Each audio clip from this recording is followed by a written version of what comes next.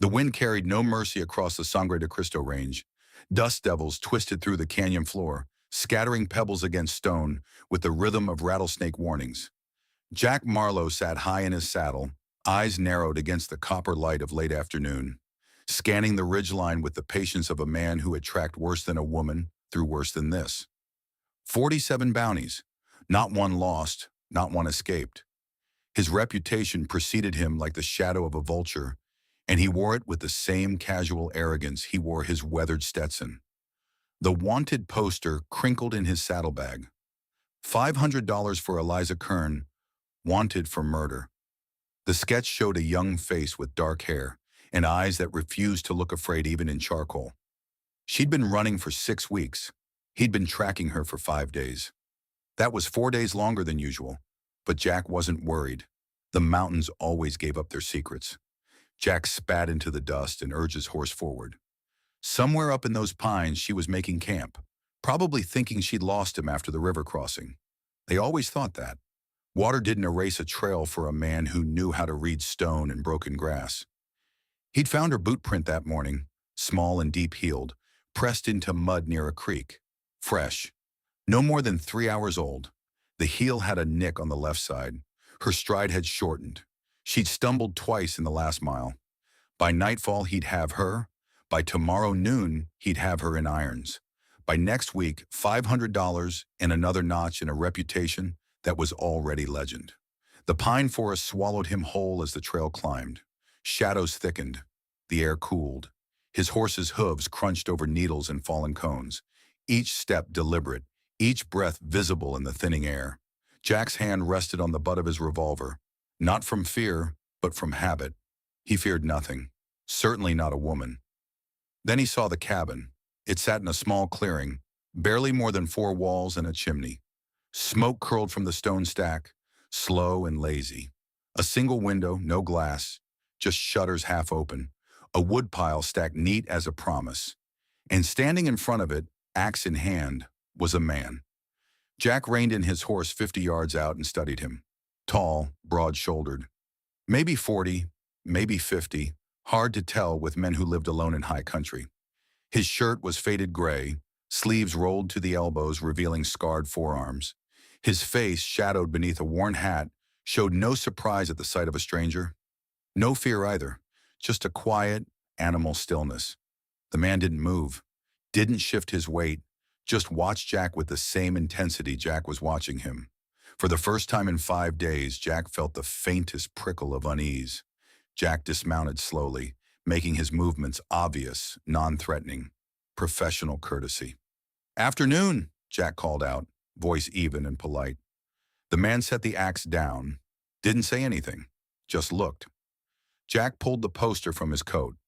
"Looking for a woman, Eliza Kern, wanted for killing her husband down in Santa Fe. I tracked her to this ridge. You seen anyone pass through?" The man's eyes flicked to the poster, then back to Jack. A beat of silence, then, "No." One word, flat, final. Jack smiled. It was the smile of a man used to being lied to. "You sure about that? Her tracks lead right up this canyon. Only place to shelter is here." The man didn't blink. "I said no." Jack's smile faded. He folded the poster and slid it back into his coat, his movements deliberate. "Well, I'll be camping nearby, just in case my eyes didn't lie to me." The man said nothing, just picked up his axe and split a log with one clean strike. The sound echoed across the clearing like a judge's gavel. Jack rode a quarter-mile east and made camp in a hollow sheltered by boulders. He built no fire, ate jerky in silence, watching the thin line of smoke from the cabin chimney until it faded into the dark. He knew she was there. The man's denial had been too flat, too immediate. Liars elaborated. Truth-tellers got defensive. But this man had just said no and gone back to splitting wood. That bothered him.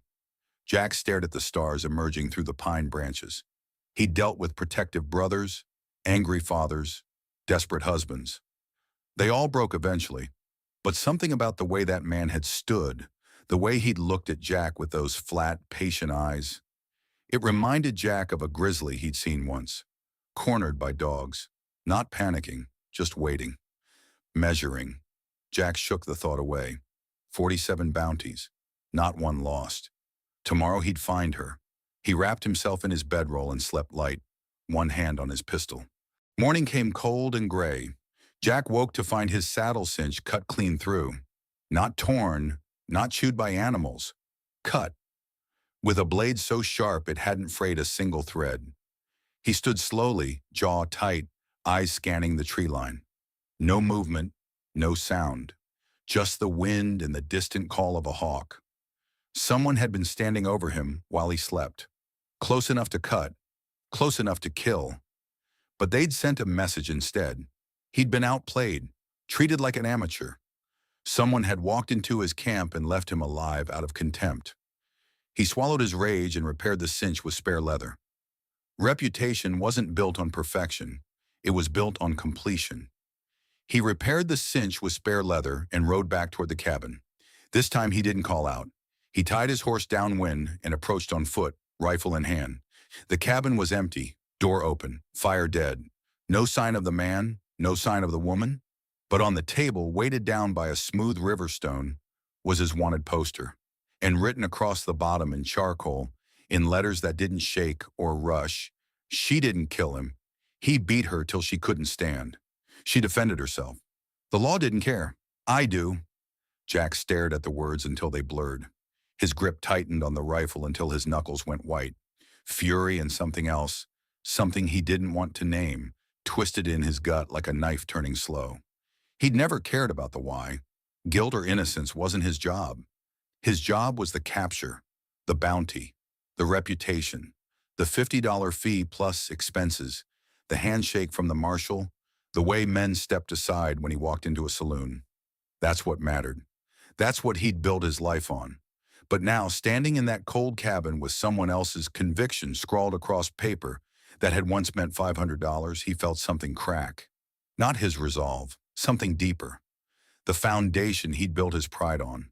Because the truth was, he'd known. He'd read the arrest report.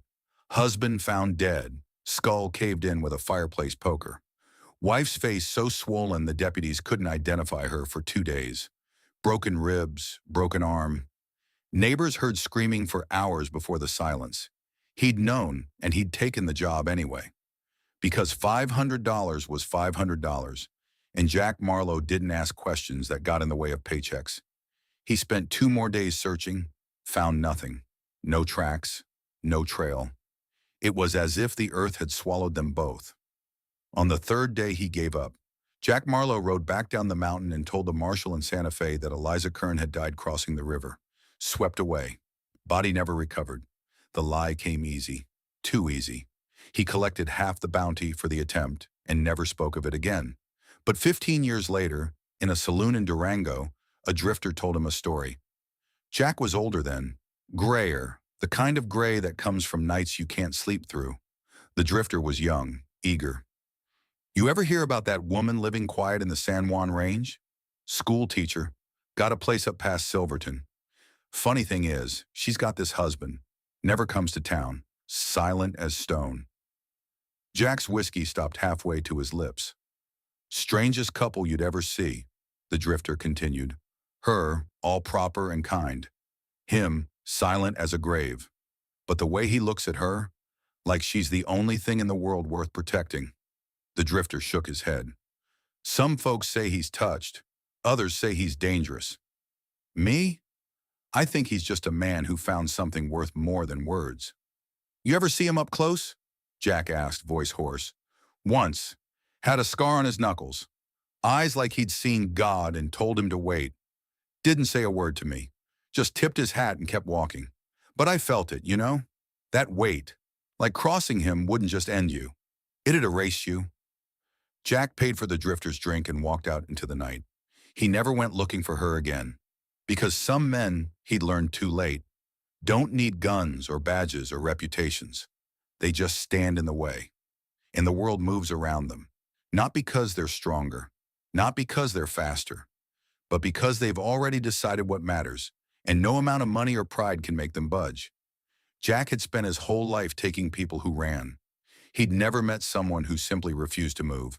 And in that refusal, in that silent, immovable no, He'd seen the difference between law and justice, between capture and cruelty, between a reputation built on fear and a life built on something worth defending.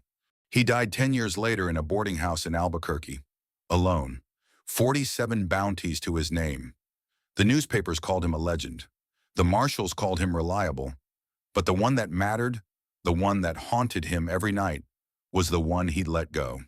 Not because he'd failed, but because, for the first time in his life, he'd met a man who'd made him feel small without ever raising his voice, without ever drawing a weapon, without ever doing anything except standing in a doorway and saying no.